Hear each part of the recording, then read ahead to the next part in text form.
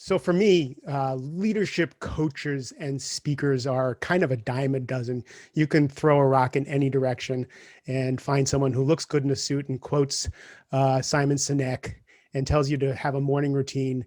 And there you go, you're a leader. You're a leader.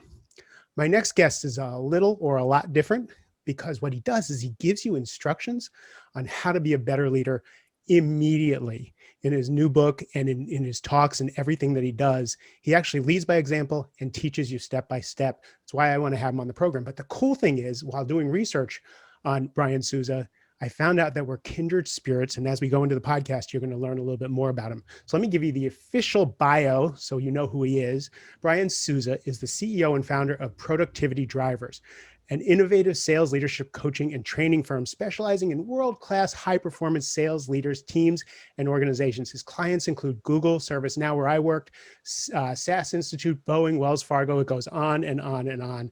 He lives in San Diego with his beautiful wife and his two daughters and his dog.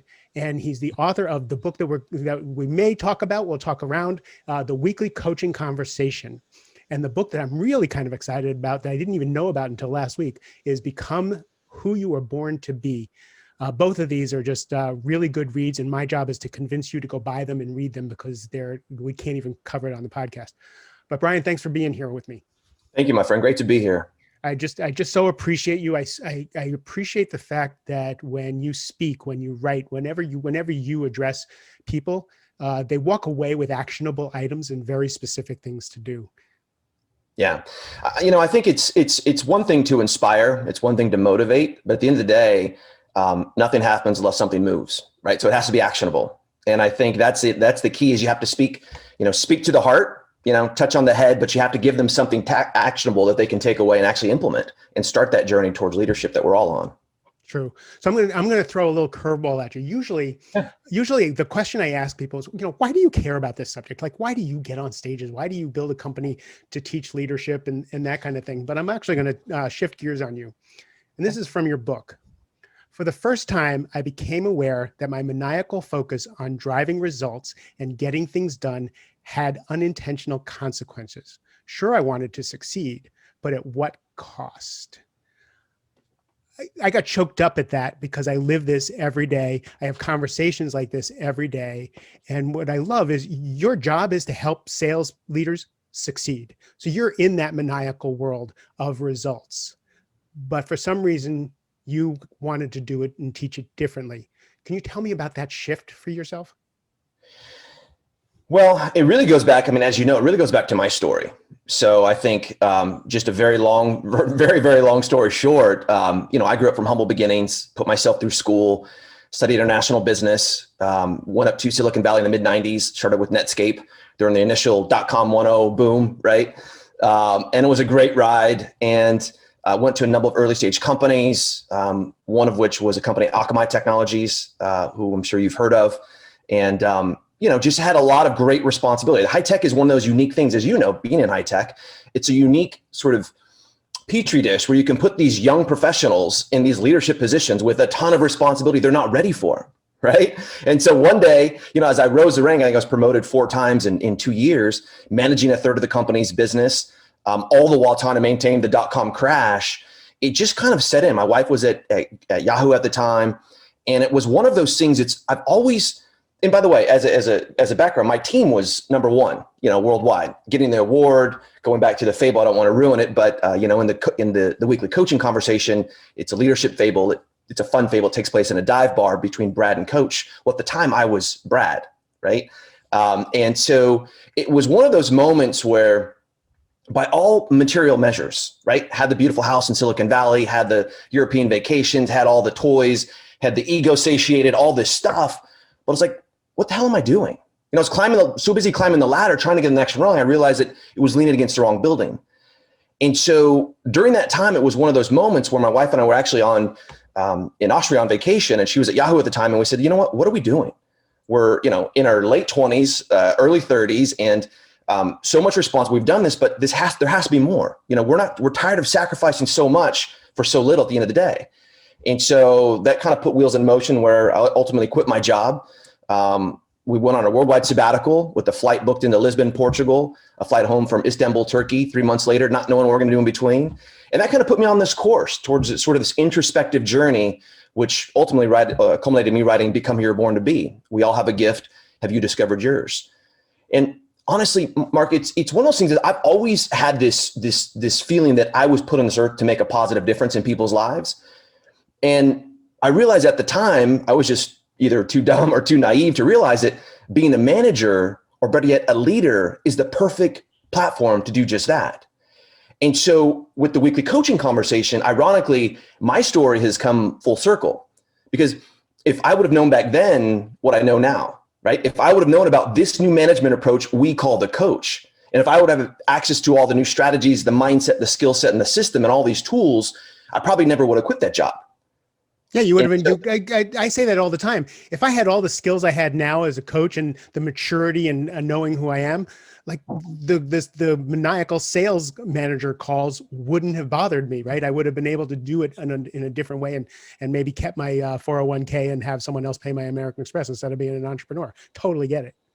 That's it. And it's one of those things that you were going to say that you initially start with, why do you do what you do?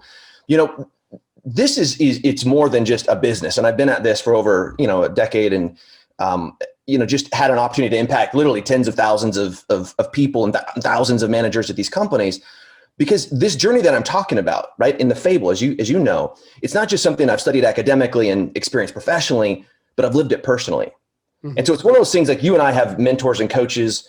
We were talking about Tom Mendoza being one of yours. He's one of mine, and a friend has chatted with him last week, an amazing guy, Dave Schneider, his personal friend, mentor of mine, was the first to endorse my book.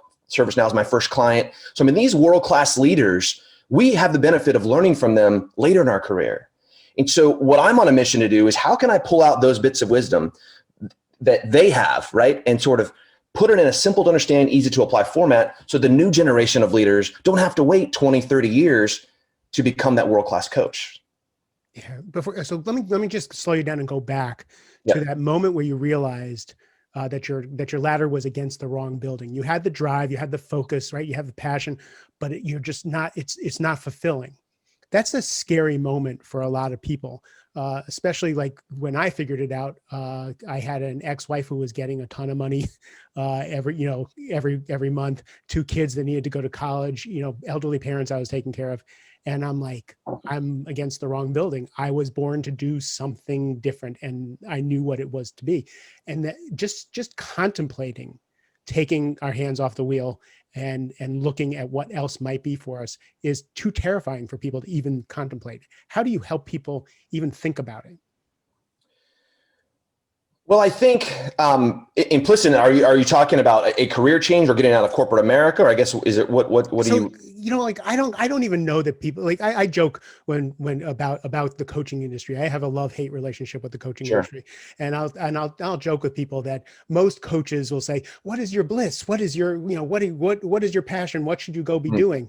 And my people will just give me the middle finger and say, "I've got a mortgage. I got elderly parents. I have employees who count on me. And oh, by the way, I kind of like what I do, but I don't want to kill myself." But most people won't even stop to listen, to think about, because they're afraid that maybe they should be doing something else or in the wrong job. And they may not be. They just need to do it differently. And it's really hard to get them just to take a look, because the treadmill is running so fast that they'll just trip up. That's it. I just made a note here. I think one of the fundamental problems, I think, is that we're so, as a society, right, in general, and certainly in the high tech industry, but as a society in general, I think we're so focused on making a living instead of designing a life. We're so focused on making a living instead of designing a life, right? We're so focused on getting that next, in high tech, that next vesting date, or we're so focused on getting that next promotion, or we're so focused on getting that next material thing that we don't realize at some point we're going to be 30, 40, 50, 60, 70. And we're going to all have that rocking chair test. When we look back on our life and we reflect on our life and say, what was it all for? Did it really matter? Did I matter?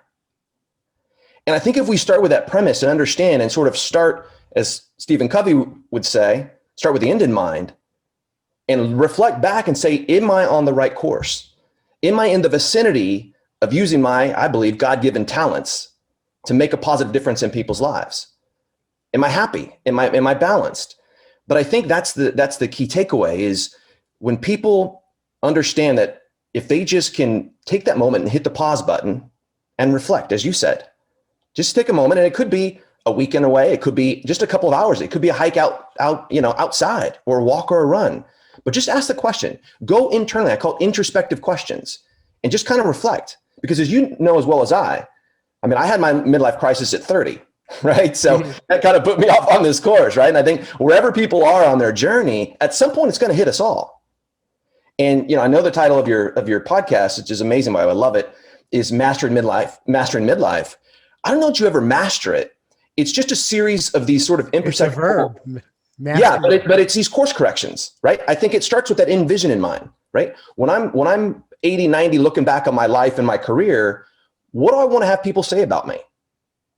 How do I want to impact people? My family, my friends, my community, my former colleagues, my coworkers, my team members.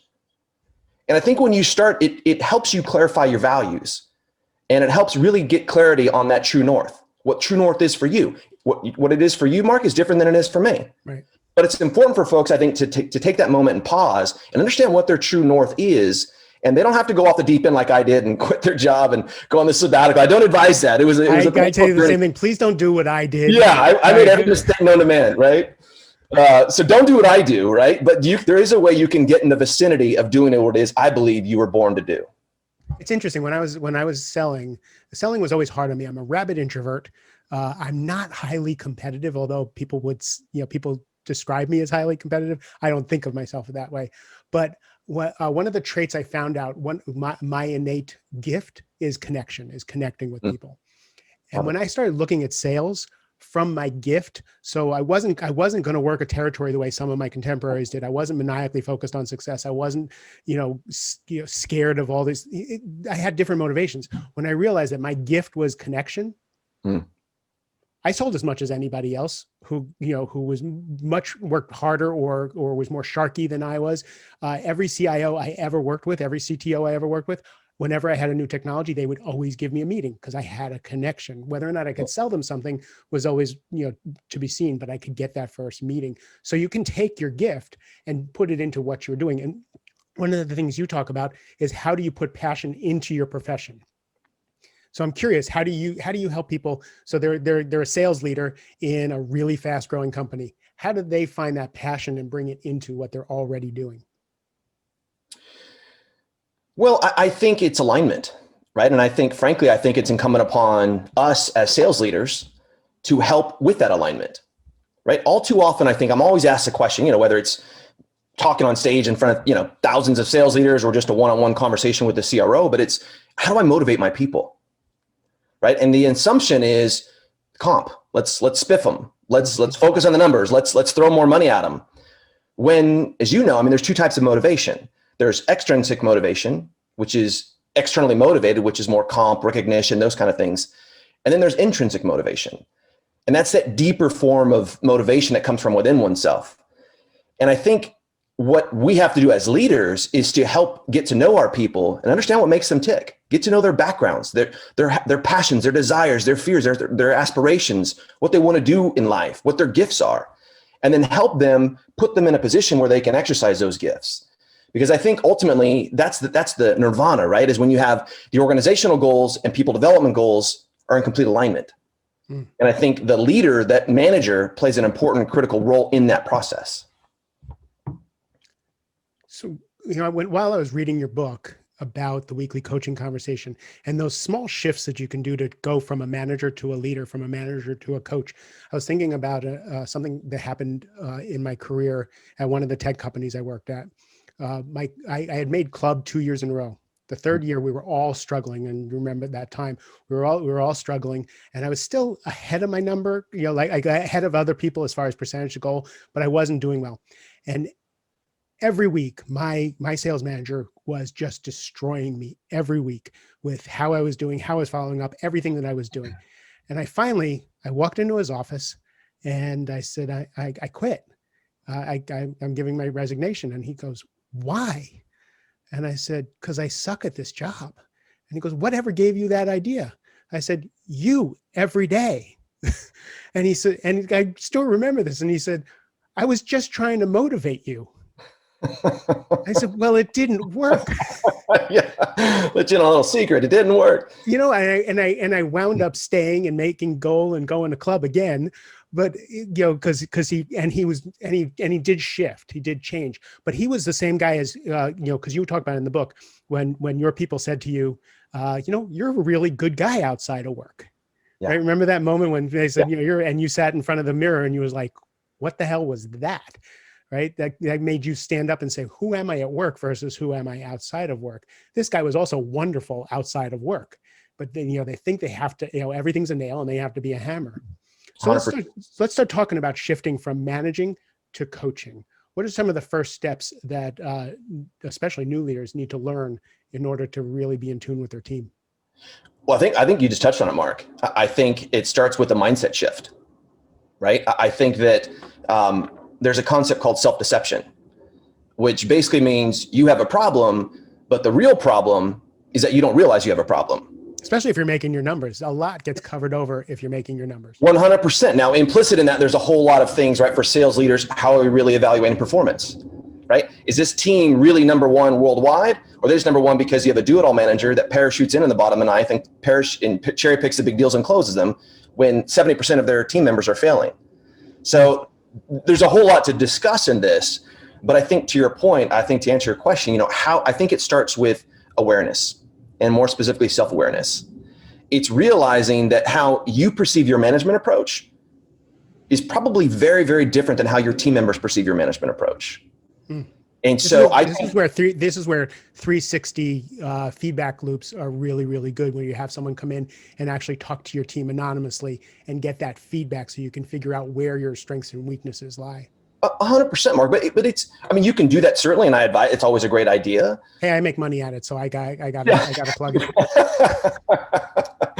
But it's also informal, right? I think there's a whole framework we have with the weekly coaching conversation training program, right? So you have the mindset, the skill set, and the system. But before you can do all that, before you can start this journey, you have to create a high performance environment that's conducive to coaching.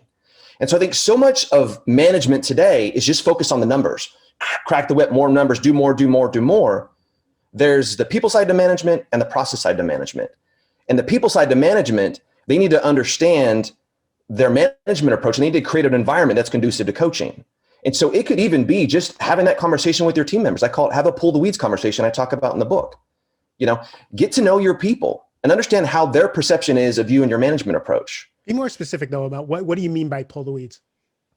Well, in other words, I think in every relationship in a company and in between a manager and his or her team member or subordinate, there are some issues, right? There's some landmines, some potholes, some things that are not being spoken, not being said.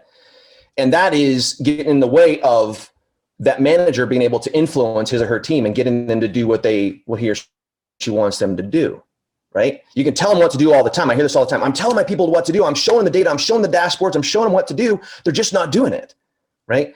Well, your goal, your job as that manager is to help shape those behaviors and help to get them to do what it is that they're supposed to do. So I think when you get to know your people and develop that relationship with them and invest in them and understand and have a specific conversation. This could be a tactical takeaway, right? It could be an hour conversation. I know it's difficult over Zoom, but it's especially important over Zoom, right? Because there's no connection, right? It's everything's remote and people are feeling disconnected. So schedule a one-on-one. Schedule one-on-one with each team member and just ask questions. How you doing? Understand their perception of you and your management approach. What can I do to help you? Just have an off-the-record conversation, not about their performance, but about them as a person. Get to know them so they can feel that you actually have their best interest in mind. And I think when you invest in them, when you put more into your people, you get more out of your people. And I think that's this mindset shift I talk about with this journey. As you know about the framework, there's the nice guy manager, the do-it-all manager, the micromanager, and this elite world-class leader of high-performance teams we call the coach. And that's that first step, is that mindset, understanding that the more you give, the more you get. The more you care, the more they contribute.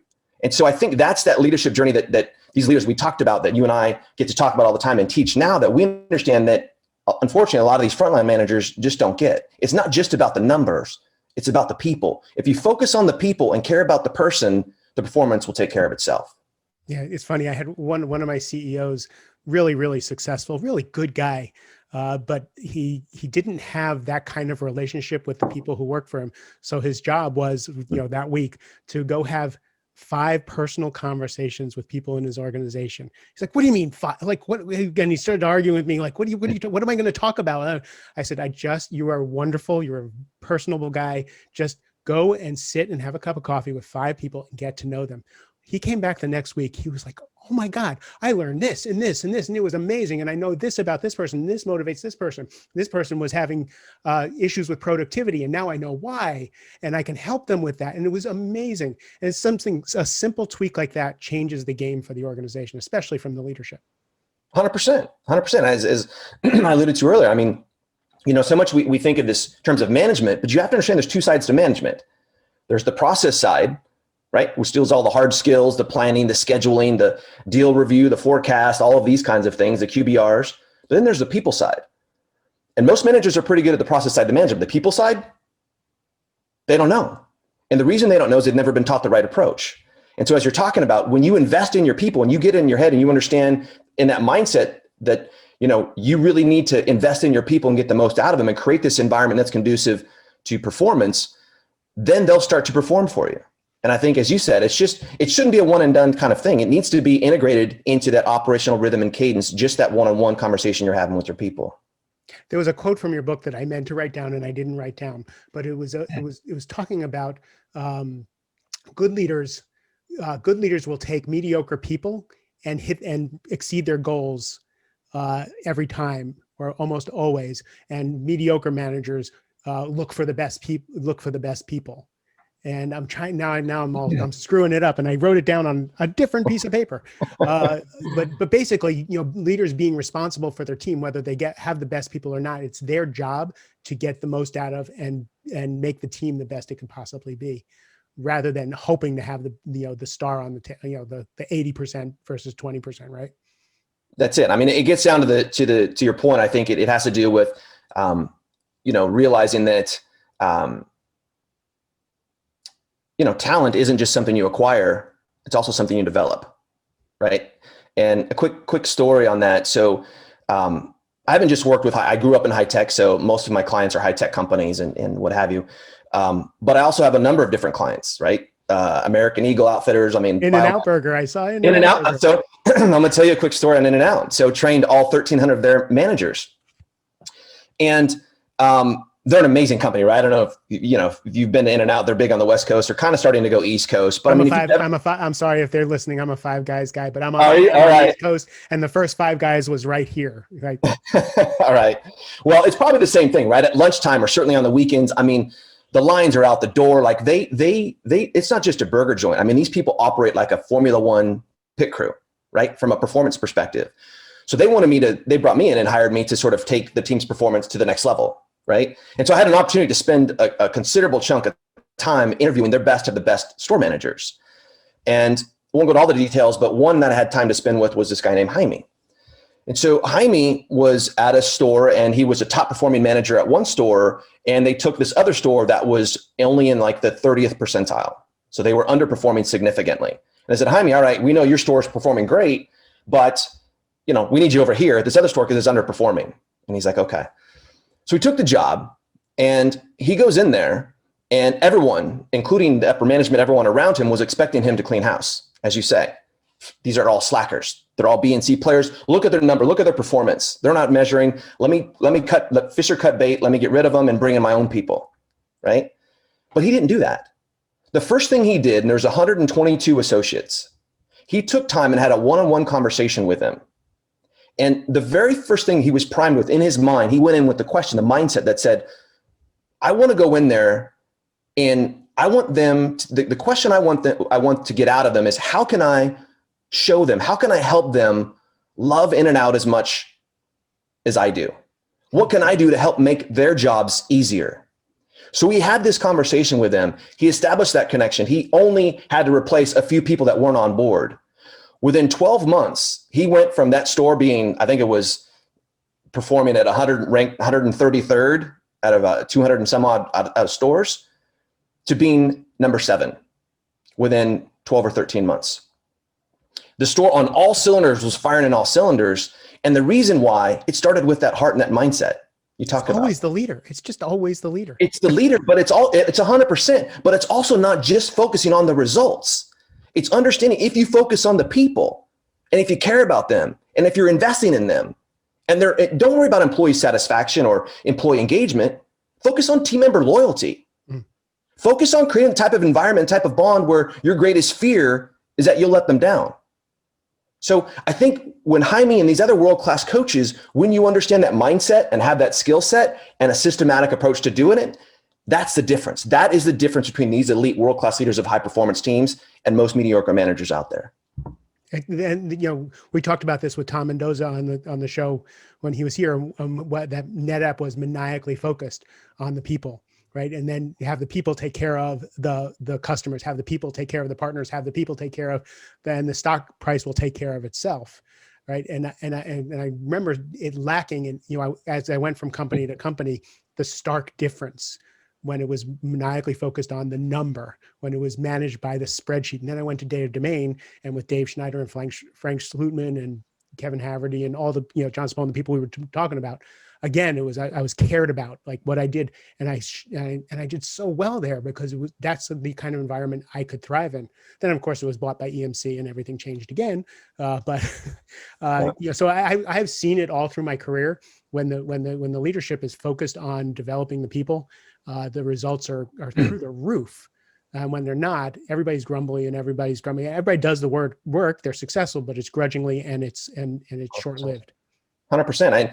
I mean, as you point out, I mean, that's the thing. These guys, the Tom Mendoza, the Dave Schneiders, the Kevin Havertys, these guys understand that most people don't, right? And they've had a lot of them. They weren't that way in their 20s or 30s as a frontline manager. They've had to learn it. Hopefully, that most of them had a mentor or a coach that sort of showed them the way. And so you're 100% right. It does start at that leadership level, right? In terms of the culture, but it's also something that even a frontline manager can adopt regardless of the culture of the organization. Instead of focusing on the culture, focus on your immediate environment. I've seen 25-year-old managers show leadership skills and interest in their people. You can't, if it's in there, you can do it. 100%. And one of the things I work with a lot of, high growth SaaS companies, a lot of unicorns that are scaling, right? So worked with ServiceNow back in 2013. I think they were a couple hundred million ARR, right? And it was in Dave and Kevin were like, how can you impose, or how can we create the type of management philosophy that I have through the organization as it scales? That's one of the most challenging parts. And that's something that they run into, right? It's the leader at that top through their actions can influence that. But I think that they have to look down to that second line, third line, first line manager and make sure that there's continuity between the management philosophy, that there's continuity in the management approach, how the organization approaches the people side to management, right? But to your point, this is one of the problems. I think now there's so much data, there's so many reports, and there's so much that everyone is so obsessively focused on the metrics, the KPIs, the data, that they completely lose sight of the person. And I think there needs to be a balance. Should you look at KPIs? 100%, but also understand that your job is to consistently get the most out of your people. And I think to do that, you have to start focusing on the person and creating that high performance environment before you start worrying about the numbers. And you know what the unintentional benefit of that is? I think, and what I'm focused on is longevity in career. What I focus on is, the people that I work with and I coach don't want to leave the game. They love the game. They just don't want them to kill them, right? So what I find is if your job is to develop your people, to create leaders, to create successful people and help people's lives and really care about people, I think you can stay in the game longer. I think you get satisfaction. Again, I'm going to go back to Tom Mendoza. People, in retirement, people are calling Tom Mendoza. He's got a network of people who care about him and keep him vibrant, right? And I think that satisfaction just helps you go for the long haul in a really stressful game.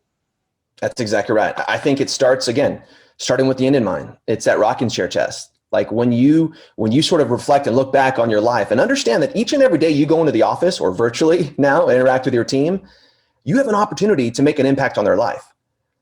You have an opportunity to craft one more little piece of the mosaic of your career and your life. And I think it's more than just the numbers, but I think that that is ultimately the sign of a true world-class coach, right? It's where people will, run into a burning building. They'll run through a wall for you. And there is a way to consistently hit those numbers and perform at a high level while still caring about your people and invest in your people. But that's what fascinated me. And that's what really put me off on this journey, 20 plus years ago, right? I didn't know that. I was so focused on the numbers, and by the numbers I was succeeding, but I didn't understand there was this whole different approach that folks knew. And it was kind of this, it was more of an art form that no one had really figured out and kind of distilled down. And I think that's what gets me so excited is the difference, the subtle differences that can happen, a change that can happen in a day or in a week once that breakthrough happens in that manager's mindset, right? Once they raise their hand and say, look, I'm kind of more of a do-it-all manager, or I'm a nice guy manager, or you know what, I'm kind of a micromanager. I'd like to be more of a coach. That's when we start the journey. And that's when the magic starts to happen, when they understand that leadership development starts with personal development, right? Before you focus on your people, look in the mirror and focus on what you should do to improve, and then your team's performance will follow. I say the same thing about time management systems all the time. The problem, all the time management systems work. All of them actually work. But the problem is our commitment. The truth is we only do what we want to do. We don't do what we don't want to do. And no time management program is going to make us do what we don't want to do. So with getting honest with ourselves, once we get honest with ourselves, then you can use whatever program that you want. Same thing with leadership. If you don't do the work inside, you're not going to be interested in people. If you're in fight or flight and scared all the time, if you haven't figured out a way to be comfortable in your own skin, it's going to be hard to connect with other people. So doing that work on themselves, which is what I do all day, every day, is essential for leadership skills. That internal leadership, the self leadership, and then that trickles down to the people that work for you. Yeah. So on your website, so I think what I think is every leader should buy a case of your books or 100 of your books now forever and send them out, and then have you come in and speak to their organization and transform the whole thing. A lot of my people won't read. They want to watch videos, and I know on your website, a lot of what's in your book. Don't you have a course on your website for people? Yeah, so we have a full curriculum online that's we've developed with a number of large companies. So there's the manager curriculum course, there's the team member curriculum course. So lots of different tools and ways to find and go deeper. I'm doing, as you know, on LinkedIn a lot. So if they want to connect, please feel free to reach out. Reach out to me and I'll be happy to give you a free ebook copy, even if, ping me. And I'm just passionate about getting the message out. I just want to really serve and help, and ping me on LinkedIn and I'll be happy to send you a free ebook copy. You can give it a read. And if you want to go deeper, there's lots of online courses we can offer for you. And I'm going to put your website in the show notes so that people can go there, because these online programs are just so useful, especially in this time. And then if they can get you in to get everybody together, it would be a really cool way to transform things. Brian, thank you, for your own midlife crisis at 30 years old. Thank you for sharing your gifts and being so vulnerable and honest with everything, especially in the books. There were moments in the book and in both books where I just paused, where you told the truth of what's going on in your life and how that shifted you, that people can relate to. So I really urge people to buy the book. But thank you again. Appreciate it. I appreciate it. Thank you, my friend. Thanks for the good work you do. To everybody else, I appreciate your precious time and attention. I love you. Have a great rest of the day.